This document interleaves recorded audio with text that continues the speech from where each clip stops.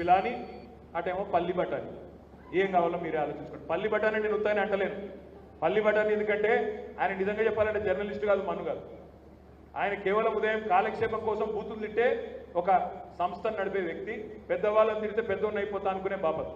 అందుకే అంటున్నా, ఇటు బిట్స్ పిలాని, అటు పల్లి బఠానీ, ఎవరు కావాలో ఆలోచించుకోండి. రైల్వే స్టేషన్లో టీ అమ్ముకునేవాడు ప్రధానమంత్రి అయ్యాడా? కేటీఆర్ గారు నువ్వు అమెరికాలో ఏదో చేర్చావని అందరూ అంటున్నారు. అందుకని నిన్ను ఇక్కడ ఎమ్మెల్యే గెలిపించారా? నువ్వు ఇక్కడ ప్రజల దగ్గరకు పోయి సేవ చేస్తానంటే నిన్ను గెలిపించారు. నువ్వు పల్లి బఠానీ అమ్ముకున్నావు అంటే ఏమన్నా అర్థం ఉంటుందా? నేను ఇలాగా రాజకీయంలో దిగజారిపోయే మాటలు దిగజారుడు మాటలు నువ్వెన్ని మాట్లాడితే ఆయన మన తీర్మాన మల్లన్నకే ఉపయోగపడింది. ఆయన మామూలు పట్టభద్రుడా కాదా? పట్టభద్రుడే కదా. మరి పల్లి బఠానీలు అమ్ముకోవటం అంటే ఏంటి?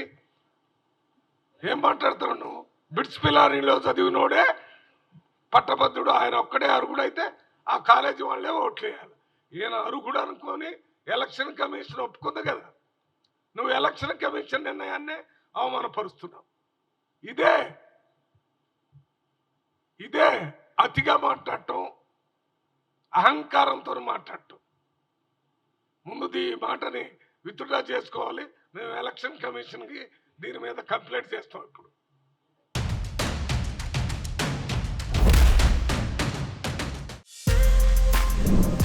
For more videos like this, subscribe Big TV channel.